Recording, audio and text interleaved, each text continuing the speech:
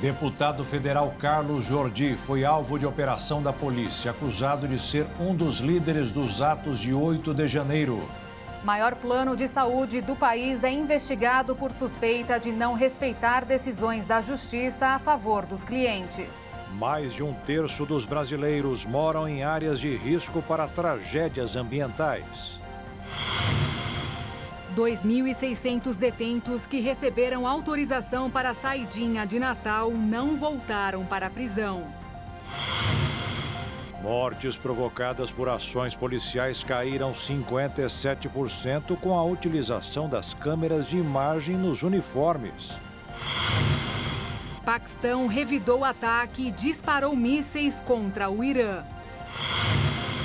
OTAN marcou o maior exército militar desde a Guerra Fria, com 90 mil soldados. E uma premiada escritora japonesa admitiu que um trecho de um de seus livros foi escrito pelo ChatGPT. Agora no Jornal das 22.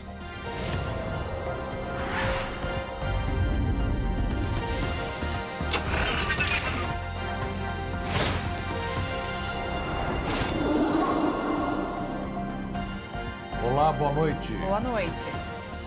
Em mais uma fase da Operação Lesa Pátria, a Polícia Federal cumpriu mandados de busca e apreensão contra o líder da oposição na Câmara dos Deputados.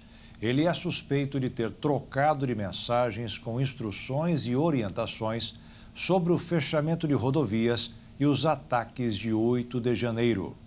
O deputado federal Carlos Jordi, do PL do Rio de Janeiro, foi alvo de busca e apreensão da Polícia Federal nesta quarta-feira. Ele relatou pelas redes sociais que foi acordado sob a mira de um fuzil dentro da própria casa.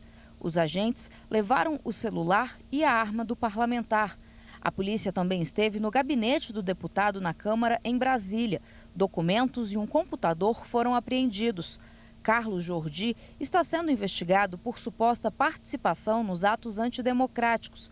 A Polícia Federal teria localizado mensagens em que o deputado dá instruções sobre o fechamento de rodovias, ocorrido logo após a eleição de Lula, e os atos de invasões às sedes dos 3 poderes em Brasília no dia 8 de janeiro. O deputado nega ter qualquer tipo de participação nesses movimentos e diz que está sofrendo perseguição política. É inacreditável o que nós estamos vivendo. Esse mandado de busca e apreensão, que foi determinado pelo ministro Alexandre de Moraes, isso aí é a verdadeira constatação de que nós estamos vivendo uma ditadura. Eu, em momento algum do 8 de janeiro, eu incitei, eu falei para as pessoas que aquilo ali estava sendo, que aquilo era correto. Pelo contrário, em momento algum eu estive nos quartéis generais quando estava acontecendo todos aqueles acampamentos. Nunca apoiei nenhum tipo de ato, tanto anterior ou depois, no 8 de janeiro, embora as pessoas tivessem todo o seu direito de fazer suas manifestações contra o governo eleito. Então, assim, é totalmente arbitrário, não há nenhuma postagem minha, não é nada que possa ser colocado contra mim ou que justifique essa medida autoritária que foi essa busca e apreensão. O deputado Carlos Jordi foi um dos alvos da 24ª fase da Operação Lesa Pátria. Desta vez, a Polícia Federal mira nos possíveis mentores intelectuais e suspeitos de incitar os atos antidemocráticos. No total, 10 mandados de busca e apreensão foram cumpridos, 2 no Distrito Federal e 8 no Rio de Janeiro. Membros e administradores de grupos de WhatsApp apontados como mobilizadores dos atos também foram alvos da Polícia Federal nesta quarta-feira. Os fatos investigados podem configurar os crimes de abolição violenta do Estado Democrático de Direito e golpe de Estado. A operação desta quarta repercutiu especialmente entre os parlamentares de direita. Bia Kicis, do PL do Distrito Federal, afirmou que a operação contra Carlos Jordi, que é líder da oposição, é o maior ataque ao parlamento e à democracia, e a apreensão do celular do deputado dará acesso a conversas estratégicas da oposição. Rogério Marinho, líder da oposição no Senado, se solidarizou com Carlos Jordi e afirmou que é preciso restabelecer a normalidade democrática, o equilíbrio entre os poderes, a transparência e acabar com os inquéritos excepcionais que viraram rotina. Marinho disse que esse clima inquisitorial é incompatível com a democracia. O senador Flávio Bolsonaro afirmou que a Constituição protege parlamentares por opiniões justamente para evitar o que está ocorrendo com o deputado Carlos Jordi. Ele disse ainda que quem não sabe conviver com diferenças não está preparado para viver em democracia. Flávio Bolsonaro também criticou a Operação Lesa Pátria e disse que a continuidade e arrogância da operação colocou como errados aqueles que tentaram defender a pátria. Até agora, 97 pessoas foram presas e mais de 300 mandados de busca e apreensão foram cumpridos pela Polícia Federal na Operação Lesa Pátria. Um levantamento realizado pelo governo federal mostrou que quase 9 milhões de pessoas moram em áreas de risco e que mais de 30% do total de municípios têm moradores em regiões mais vulneráveis a deslizamentos, enxurradas e inundações. Um aumento de 140% quando comparado com 12 anos atrás. De acordo com o estudo, as 10 cidades com maior número de áreas de risco são São Paulo, no estado paulista, Teresópolis, Petrópolis e Nova Friburgo, no Rio de Janeiro, Blumenau, em Santa Catarina, Maceió, em Alagoas, Fortaleza, no Ceará, Belo Horizonte, em Minas Gerais, Jaboatão dos Guararapes, em Pernambuco e Salvador, na Bahia. A capital baiana lidera o dado negativo, uma vez que tem mais de 1.200.000 moradores em áreas de risco, o que representa 50,3% da população. Por região, o Sudeste e o Nordeste têm o maior número de municípios com áreas de risco. O estado de Minas Gerais, por exemplo, é o líder da lista com 283 cidades. Já a unidade federativa com a maior população exposta a áreas suscetíveis a desastres naturais é São Paulo, onde 1.552.836 estão nessa situação. Um estudo do governo federal feito há 12 anos identificou 821 municípios com áreas de risco. O atual levantamento é um esforço interministerial e reúne a Casa Civil com os Ministérios de Desenvolvimento Regional, das Cidades, da Ciência e Tecnologia, de Minas e Energia e do Meio Ambiente.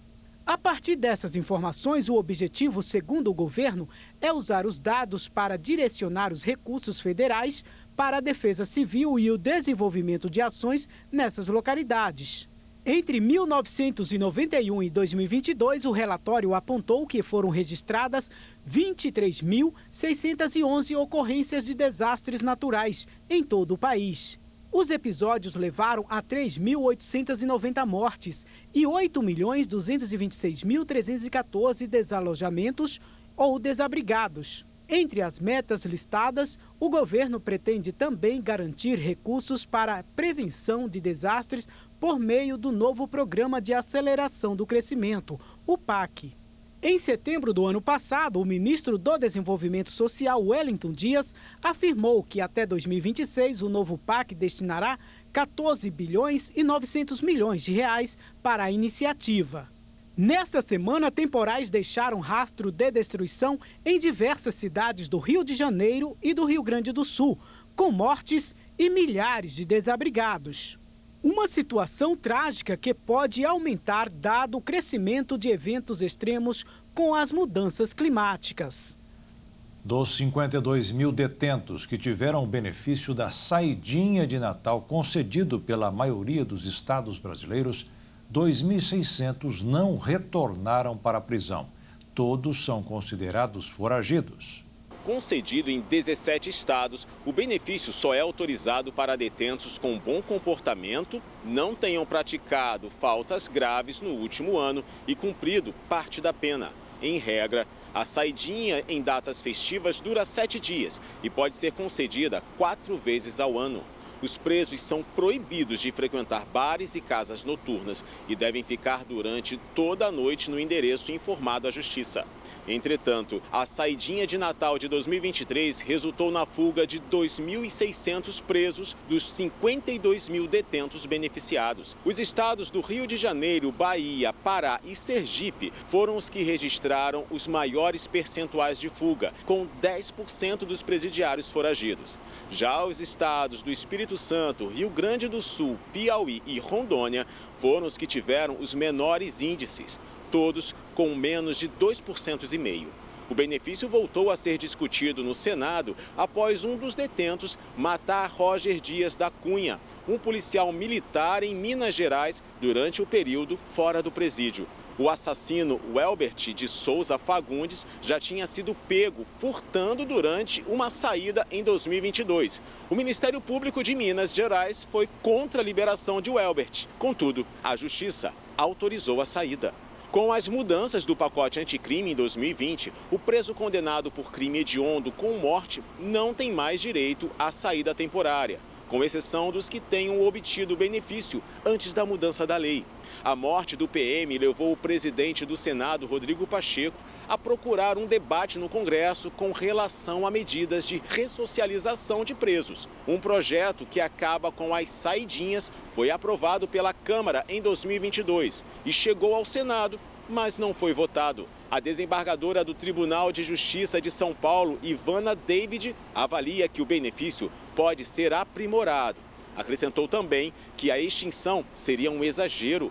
A Secretaria de Polícias Penais tem trabalhado para criar uma norma técnica que ajude os estados a aplicar melhor as saidinhas. O documento deve ser editado até o início de fevereiro e a elaboração vai contar com o Conselho Nacional dos Secretários de Estado da Justiça, Cidadania, Direitos Humanos e Administração Penitenciária, além do Conselho Nacional de Política Criminal e Penitenciária. Quase 70 mil migrantes que moram em abrigos na cidade de Nova York, Estados Unidos, estão sendo dominados pelo medo. Eles correm o risco de despejo dessas instalações em pleno inverno congelante americano. Desde o começo da semana, os dias estão ficando cada vez mais curtos para os migrantes que vivem nos abrigos da cidade. 24 horas parecem não serem o suficiente para quem só tem 60 dias para viver nessas instalações. A nova regra, anunciada pelo prefeito de Nova York, Eric Adams, determinou que após esse período, as pessoas deverão deixar esses locais e se candidatar para morar novamente. São quase 100 mil migrantes que vivem em uma rede de apoio da prefeitura que inclui hotéis, abrigos públicos, além de várias tendas erguidas em diferentes pontos da cidade para proteger os vulneráveis da exposição ao frio. O país vive um inverno congelante. As temperaturas chegaram a 30 graus abaixo de zero em algumas regiões de Nova York. As famílias que possuem filhos ainda poderão continuar tendo acesso ao serviço mesmo após a expiração do prazo de 60 dias. Para isso, elas precisam deixar os locais que foram seus lares por semanas ou até meses e se dirigir a um centro de acolhimento da cidade. Lá ganharão novas camas e um local diferente para a estadia. Mas essa mudança na lei, logo durante o inverno, está sendo duramente atacada por oponentes do prefeito. Eles argumentam que isso atrapalha de forma desnecessária a vida de imigrantes, além de que os filhos são os que mais sofrem. Muitas das vezes, ficarão em locais mais distantes das escolas públicas em que estão matriculados. Isso pode estimular a desistência de muitos deles. Mas o prefeito não se abalou com as críticas e defendeu a sua decisão. Ele afirmou que a chegada de imigrantes está sobrecarregando a infraestrutura municipal e que as famílias que vivem nesses locais precisam encontrar lugares mais estáveis para viver. Adams ainda fez questão de afirmar: nenhuma família com criança será obrigada a dormir na rua. E a seguir, investimento na retomada das obras da refinaria Abreu e Lima, que foi o pivô da Lava Jato, será de até 8 bilhões de reais. E ainda, maior plano de saúde do país é investigado por suspeita de não respeitar decisões da justiça a favor dos clientes.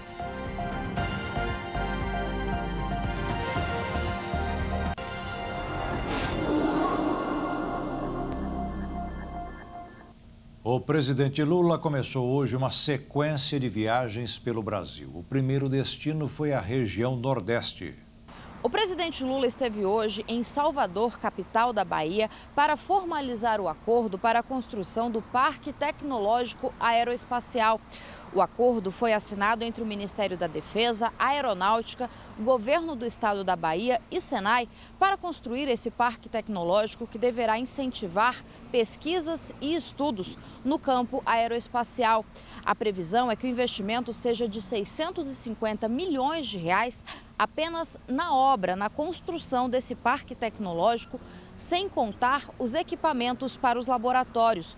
E o Senai estima que o parque estará em pleno funcionamento a partir do primeiro semestre de 2025. Na sequência, o presidente Lula esteve em Pernambuco para anunciar a retomada de investimentos na refinaria Abreu e Lima. As obras serão realizadas para ampliar a produção de diesel e a fabricação de outros produtos. A previsão é que a expansão da refinaria gere 30 mil empregos e aumente em 13 milhões de litros a produção diária de óleo diesel no país. Amanhã, Lula deve ir a Fortaleza lançar a pedra fundamental do novo ITA. O presidente começou nesta quarta-feira uma série de viagens pelo Brasil para fortalecer a presença do PT e anunciar obras antes das eleições municipais. Nós vamos viajar muito. Nós vamos viajar esse país. Que as coisas boas acontecem nesse país. Vamos melhorar a educação fundamental, vamos inaugurar, vamos melhorar o ensino médio, vamos fazer mais universidade e vamos fazer mais 100 institutos federais nesse país. E durante a cerimônia realizada na Bahia, o presidente Lula confirmou que vai visitar o Egito e a Etiópia no mês que vem. Ele voltou a falar que o Brasil deve começar a retribuir uma dívida histórica que tem com o continente africano. Palavras que fazem referência ao período de escravidão.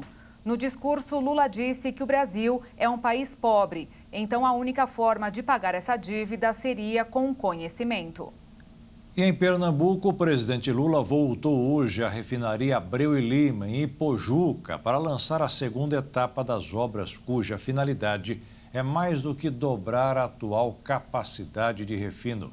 De acordo com o presidente da Petrobras, Jean Paul Prates, o investimento na segunda etapa da refinaria será de 6 a 8 bilhões de reais. A sua produção atual é de 13 milhões de litros de diesel S10, consumindo 100 mil barris de petróleo por dia. Com o novo investimento, passará a demandar mais 150 mil barris por dia. A história do empreendimento é marcada por escândalos de corrupção e teve sua construção suspensa em 2015, após a eclosão da Lava Jato. Na ocasião, o empreendimento foi mencionado várias vezes nas delações do ex-diretor de abastecimento da estatal, Paulo Roberto Costa, que admitiu superfaturamento de custos. O grupo Rap Vida Notre Dame está sendo investigado pelo Ministério Público de São Paulo por descumprir liminares que determinam o acesso a tratamentos de doenças graves, como o câncer.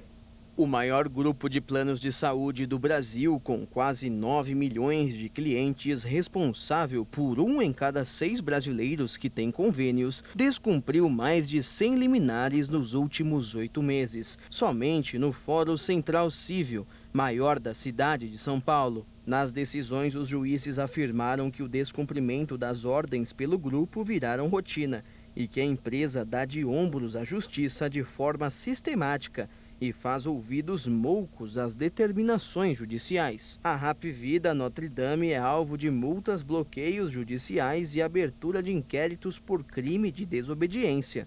Segundo o levantamento em escritórios de advocacia, pelo menos 63% das liminares obtidas ano passado contra o grupo foram descumpridas. Em outros grandes convênios, esse percentual fica em torno de 20% a 30%. No último dia 12, a Promotoria do Consumidor abriu um inquérito para investigar os descumprimentos das decisões da Justiça, que é crime e deveria levar os diretores e donos da empresa à prisão. Segundo o promotor César Ricardo Martins, responsável pela investigação, o problema piorou após a fusão entre os grupos Rap Vida e Notre Dame e Intermédica, que teve início em 2021 e foi concluída em 2022. De acordo com o promotor, é direito básico dos consumidores a proteção da vida, saúde e segurança, bem como a efetiva prevenção e reparação de danos patrimoniais e morais e que são necessárias diligências com a finalidade de apurar as circunstâncias da conduta e a extensão do dano perpetrado pela empresa. Entre 2022 e 2023, pelo menos 11 inquéritos foram instaurados para investigar o crime de desobediência por parte da Notre Dame. A infração pode ser punida com multa e até 6 meses de detenção para os diretores da companhia. Questionada sobre as investigações e sobre o motivo de não ter prestado informações à promotoria, a companhia disse inicialmente que não identificou que tenha sido cientificada, mas adotará as providências necessárias. Um dos casos de desobediência da Rap Vida a uma ordem judicial foi o de uma mulher que morreu no dia 10 de outubro em um hospital da operadora em Ribeirão Preto, no interior paulista, de infecção generalizada e colangite, após esperar por mais de um mês a realização de uma cirurgia de remoção de vesícula classificada como urgente. E quase 10 mil pessoas estão na fila para receber as indenizações do seguro obrigatório DPVAT. Mas o dinheiro não vai sair enquanto o Congresso não votar o projeto que regulamenta o assunto. A expectativa é que algo aconteça a partir do próximo dia 5 de fevereiro, quando foi marcado o fim do recesso.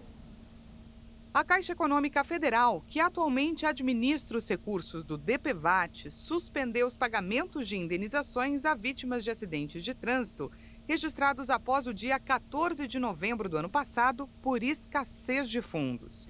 Até 2020, o DPVAT era cobrado no licenciamento dos veículos, mas a obrigatoriedade foi suspensa. Porém, a expectativa é de que o pagamento do seguro dos danos pessoais por veículos automotores terrestres deve voltar ainda neste ano.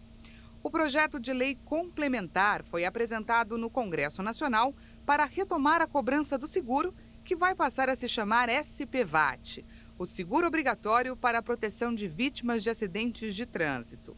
A votação deveria ter ocorrido antes do fim de 2023, mas o projeto continua em tramitação. Segundo a Caixa Econômica Federal, a falta de uma definição da lei que reformula o seguro obrigatório para vítimas de acidentes de trânsito impediu que 9.925 pessoas recebessem um auxílio após a interrupção do benefício.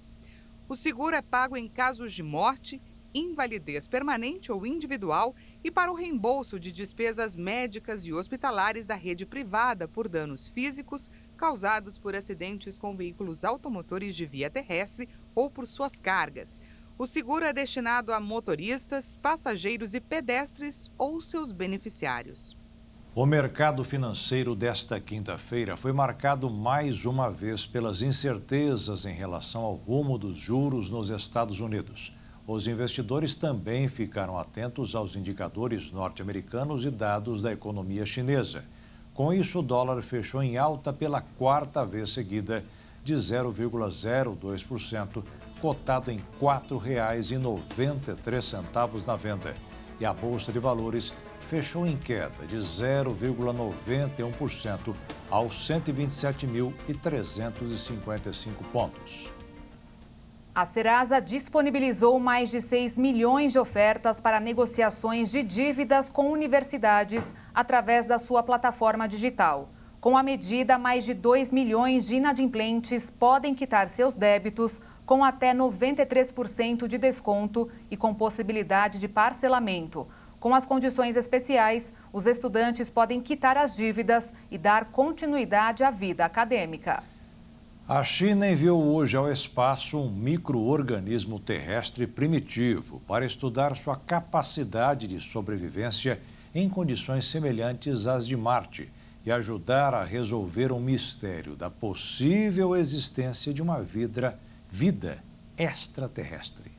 O micro-organismo, que pertence ao grupo das arcobactérias e se encontra em ambientes pobres em oxigênio, como os fundos marinhos, os arrozais e os estômagos dos bovinos, foi transportado nas últimas horas pela nave de carga Tianzhou 7 para a Estação Espacial Chinesa, onde vai ser submetido à experiência que o exporá às radiações cósmicas, microgravidade e temperaturas extremas. A experiência tem como objetivo testar se o micro-organismo uma das formas de vida mais antigas da Terra e grande produtor de metano na atmosfera, pode viver num ambiente semelhante ao de Marte. De acordo com os responsáveis, a experiência pode fornecer nova perspectiva para explorar a possível existência de vida em outros planetas, especialmente em Marte, onde a sonda norte-americana CureSat detectou várias vezes sinais de metano de origem desconhecida. Os cientistas especularam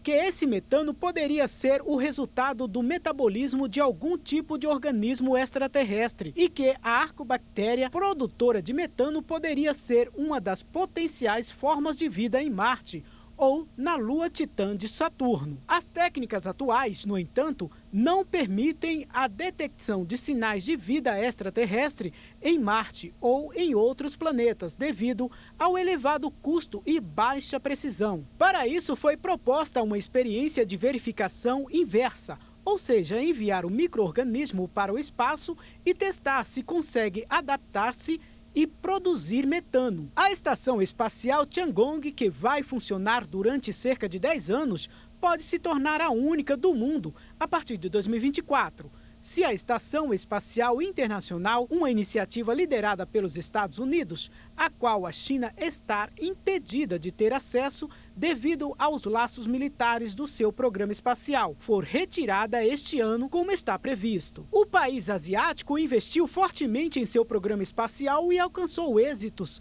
como a aterrissagem da sonda Chang'e 4 no lado mais distante da Lua, a primeira vez que isso foi conseguido, e a colocação de uma sonda em Marte, tornando-se o terceiro país a fazê-lo, depois dos Estados Unidos e da antiga União Soviética.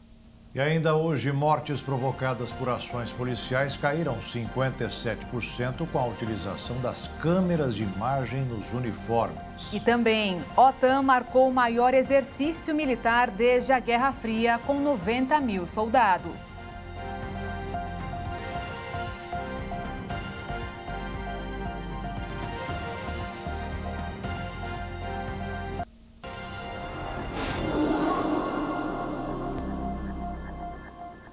A utilização de uso de câmera de gravação em policiais militares nos 11 estados brasileiros reduziu em 57% as mortes decorrentes de ações de PMs.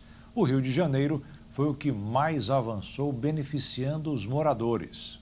Nos últimos 2 anos, a quantidade de policiais que passaram a usar câmeras corporais em uso contínuo aumentou em mais de 360%. Até fevereiro de 2022, eram 5.995 equipamentos em operação. Hoje, são quase 28 mil, segundo as secretarias estaduais de segurança pública. O estado de Santa Catarina foi o pioneiro na utilização das câmeras policiais. O uso foi iniciado em 2018 e, a partir de 22 de julho de 2019, foram distribuídas 2.245 câmeras para todas as unidades. Inicialmente, os PMs de São Paulo, Santa Catarina e Rondônia tinham câmeras nos uniformes. Agora, também as polícias militares do Rio, Minas, Paraná, Pará e Rio Grande do Norte adotaram o equipamento em escalas variadas. E os estados da Bahia, Roraima e Pernambuco realizam testes para a utilização do recurso. A pesquisa do Centro de Ciência Aplicada em Segurança Pública da Fundação Getúlio Vargas apontou que o equipamento reduziu em 57% as mortes decorrentes de ações da PM, onde não havia implantação da tecnologia.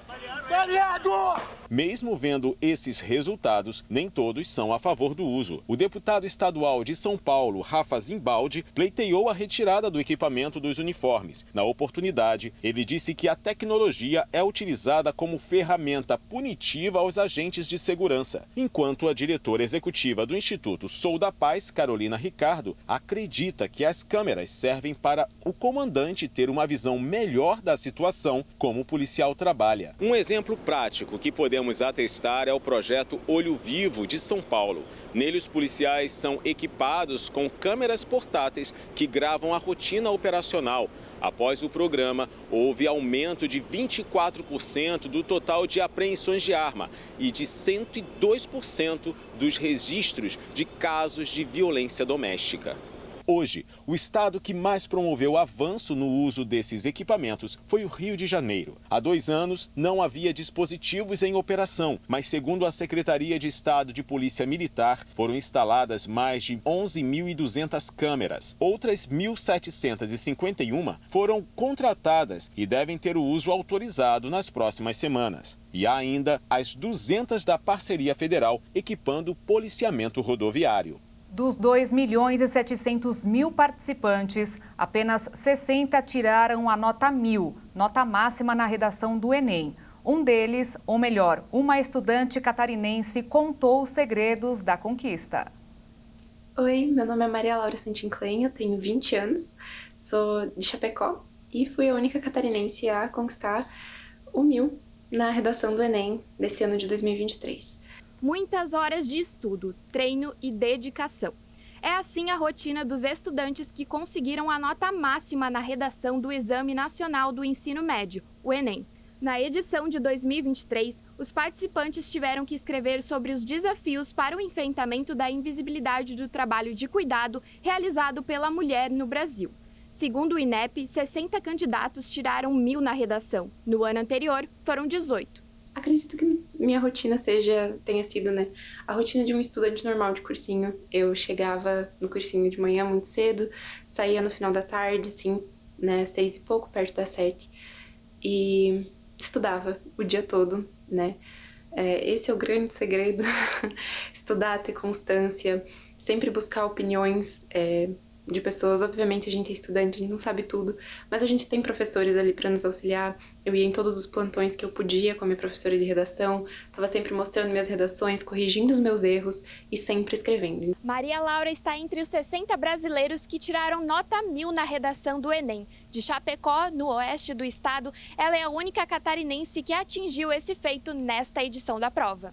Durante 2 anos, ela escreveu, em média, 2 redações por semana e estudou 8 horas por dia, de segunda a domingo. Agora, os seus planos estão focados em alcançar a aprovação em medicina em uma universidade federal. Espero que, ao longo do processo, ainda tenho o SISU, ainda tenho, enfim, todas essas coisas aí que vem na sequência, mas já estou muito, muito feliz com a minha nota e espero conseguir conquistar o meu sonho. Falamos um pouco de saúde. A síndrome do intestino irritável é uma doença que vem afetando cada vez mais os brasileiros. A sua causa ainda é desconhecida pela medicina. Mas a boa notícia é que ela pode ser tratada com dieta balanceada e menos estresse. Por ano, mais de 2 milhões de brasileiros são diagnosticados com a síndrome do intestino irritável. De acordo com médicos e especialistas, alimentos como feijão, lentilha e grão de bico podem ser gatilhos para desencadear sintomas da doença e causam nas pessoas cólicas, dores abdominais, distensão abdominal, gases, diarreia, prisão de ventre, náuseas e fadiga. Além desses grãos, alimentos com lactose ou outros açúcares, como a frutose, presente em muitos xaropes, e o sorbitol, presente em alimentos como maçã, frutas secas, além de geleias e gomas de mascar sem açúcar, podem desencadear uma crise intestinal. O glúten encontrado em trigo, cevada e centeio também pode contribuir para o distúrbio em pessoas com sensibilidade à substância. Já os alimentos picantes podem irritar o trato gastrointestinal e desencadear desconforto, especialmente em pessoas sensíveis. Por outro lado, dietas ricas em açúcar refinado podem contribuir para desequilíbrios da microbiota intestinal, com possível prejuízo à função intestinal. A causa exata da doença é desconhecida. Porém, de acordo com a medicina, a síndrome causa alterações nas contrações musculares no intestino, alterações no sistema nervoso, infecções, estresse na infância, intolerâncias alimentares e mudanças na microbiota intestinal. Essa síndrome não tem cura, porém pode ser tratada com alimentação balanceada e estresse administrado. A dieta balanceada para esse tipo de condição consiste na ingestão adequada de fibras provenientes de frutas, vegetais, grãos integrais e legumes. É benéfica para a saúde digestiva. Além disso, é importante manter-se hidratado, pois a água desempenha um papel crucial na prevenção da constipação. ajudando a amolecer as fezes. Um fator pouco considerado e muito importante é o estresse, pois a saúde mental e o intestino estão totalmente ligados. O estresse é capaz de afetar os nervos intestinais, levando a alterações na motilidade intestinal, secreção de fluidos e sensibilidade visceral. Isso pode resultar em sintomas gastrointestinais, como dor abdominal e diarreia. O Paquistão realizou um ataque aéreo com mísseis contra o Irã nesta quinta-feira e matou 9 pessoas, sendo 4 crianças e 3 mulheres. A ação aconteceu 2 dias após o país ser bombardeado pelos iranianos.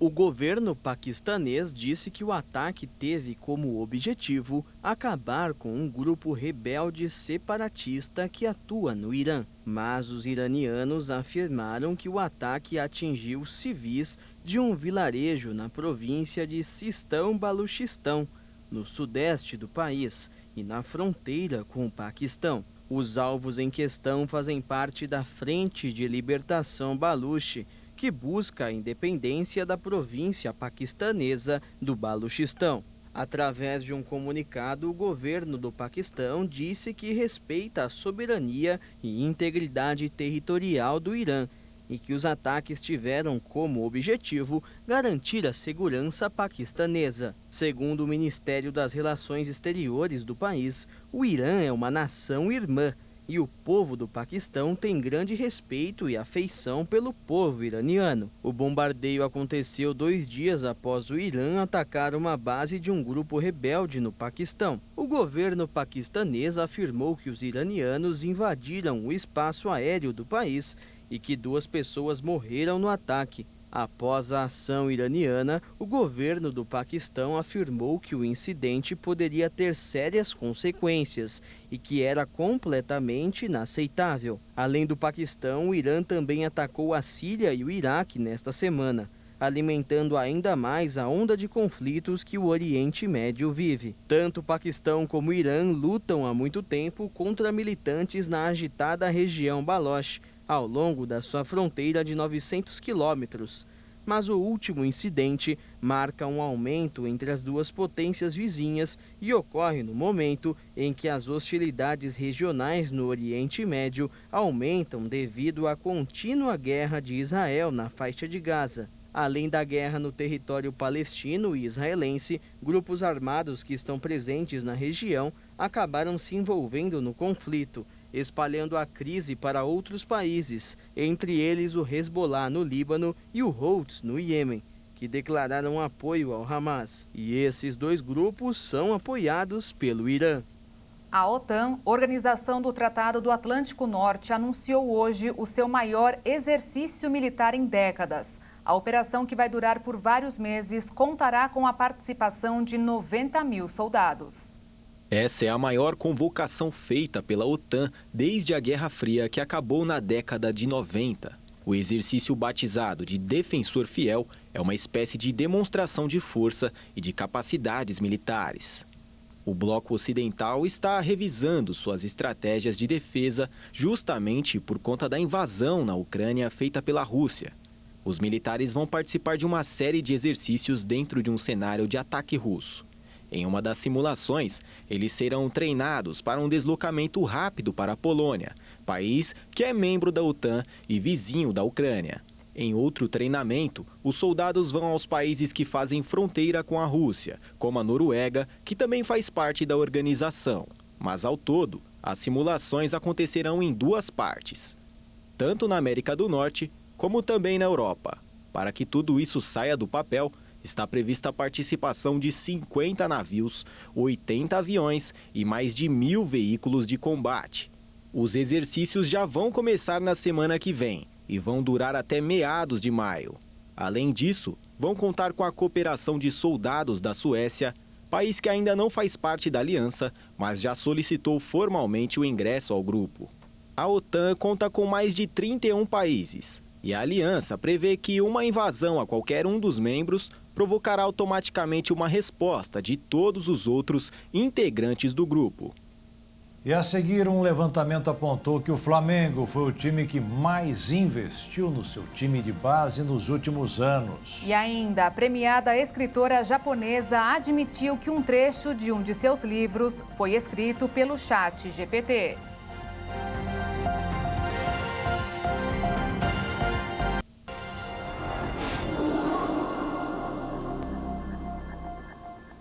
O Flamengo voltou a ser destacado como o time brasileiro que mais investe nas categorias de base de futebol. E a atuação dos cariocas no torneio que está sendo disputado mostra que os investimentos feitos até agora estão valendo a pena.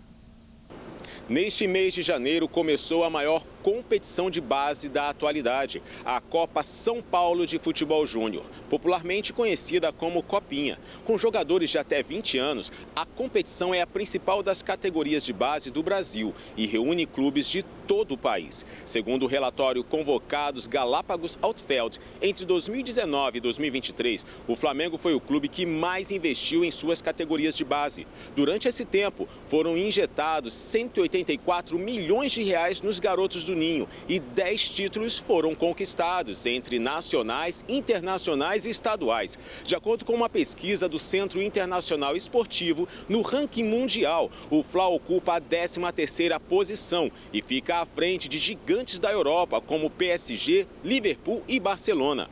Nos últimos 10 anos, o clube rubro-negro já faturou mais de R$1 bilhão com a venda de jogadores revelados no Ninho do Urubu. E por isso, se mantém como o clube brasileiro com a categoria de base mais rentável. 2 quadros históricos roubados há 14 anos foram finalmente encontrados. As obras consideradas valiosas, avaliadas em mais de R$4 milhões, estavam largadas dentro de um porão de uma cidade da Bélgica.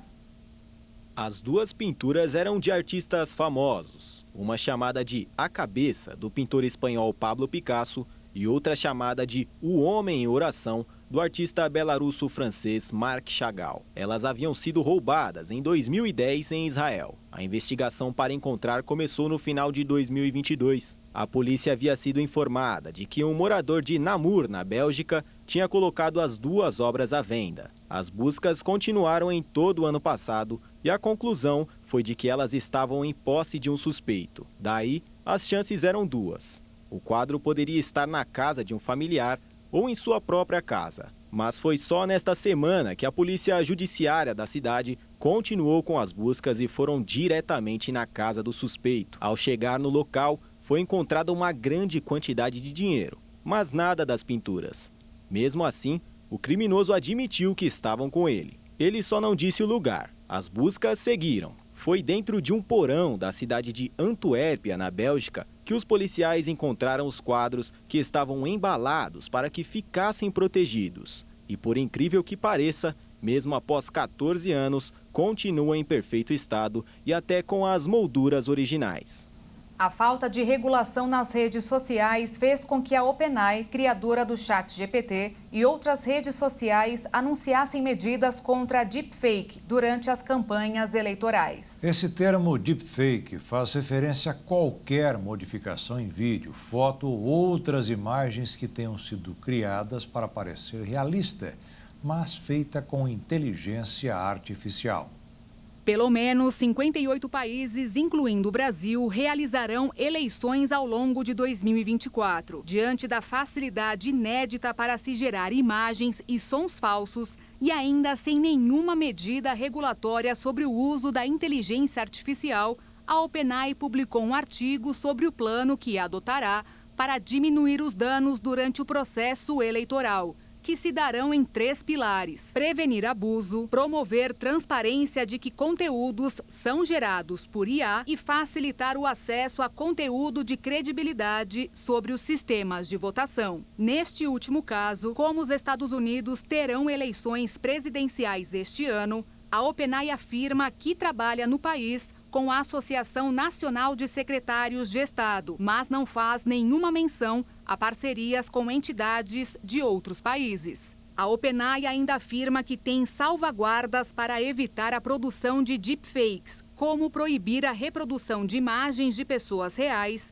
o que inclui candidatos. Sem contar que ainda trabalha para impedir que seus sistemas desrespeitem as normas impostas durante o treinamento do modelo de IA. Depois de disponibilizar a opção de criar chatbots especializados, os GPTs, para os assinantes da versão paga ChatGPT Plus, a OpenAI também proibiu que desenvolvedores criem chatbots que imitem determinada pessoa, o que poderia ser útil na hora de imputar discursos falsos a desafetos eleitorais. A Meta, dona do Facebook, Instagram e WhatsApp, anunciou em 2023 atualizações em sua política de anúncios políticos, também com menções às eleições americanas, mas que acabam sendo válidas aqui no Brasil. Os anunciantes terão que divulgar o uso de IA em algumas hipóteses, fazendo moderação ativa desses anúncios e que, caso detecte omissão por parte do anunciante, punirá a conta. Mas essas regras não valem para publicações orgânicas sem pagamento por maior alcance. Já o TikTok divulgou em março do ano passado regras para a publicação de deepfakes. Os vídeos que usem essa tecnologia precisam ser identificados por um emblema e não podem fazer referência a pessoas que não sejam públicas ou menores de idade. Sem contar que os deepfakes na rede social não podem servir como instrumento de campanha política, violar as políticas do aplicativo ou ter intenção de enganar outros usuários. O Twitter não se manifestou sobre o assunto. Uma autora japonesa, vencedora de um dos mais prestigiados prêmios de literatura de seu país, admitiu que cerca de 5% de seu romance foi escrito com o ChatGPT, que, segundo ela, permitiu liberar seu potencial criativo. Mas o surgimento dessa tecnologia levanta preocupação sobre seu possível impacto em diversos setores, inclusive de livros. O último romance da autora, Tóquio Chujuchu, que em português significa A Torre da Compaixão de Tóquio, em tradução literal, recebeu o prêmio Akutagawa. Em sua análise, o júri declarou que a obra era tão perfeita que era difícil encontrar defeitos nela. Durante a cerimônia, porém, Riekudan, de 33 anos, admitiu que usou todo o potencial da inteligência artificial para escrever este livro, com cerca de 5% das frases geradas por IA. A inteligência artificial é um tema recorrente no livro de Kudan, cuja história se passa em uma Tóquio futurista, em torno de uma torre-prisão, concebida por uma arquiteta incomodada com a sociedade. Riekudan explicou que falava frequentemente com a inteligência artificial e que lhe confiava seus pensamentos mais íntimos. As respostas do ChatGPT inspiraram alguns diálogos em seu romance. Centenas de aposentados se reúnem em uma cafeteria de uma loja de móveis e decoração em Xangai todas as terças-feiras. O encontro semanal acontece há mais de 10 anos para os idosos que buscam se apaixonar. Os idosos têm esperança de encontrar um companheiro e romper a solidão que pode invadir essa etapa da vida.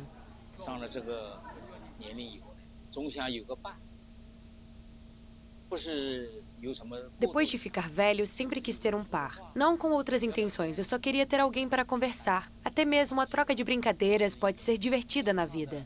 Mas para pessoas idosas como nós, com condições econômicas menos favoráveis, o fardo dos filhos e para outros que não têm boas condições de vida, é difícil encontrar alguém.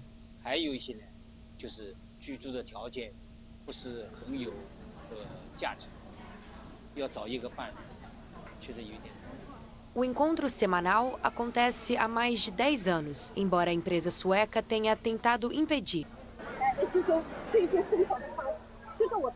Esse é um tipo de estilo de vida. Para ser sincera, está de acordo com o meu padrão de vida pessoal. A IKEA não é muito extravagante. Há algumas dificuldades práticas para irmos a lugares mais elegantes. Este lugar popular é mais adequado para nós.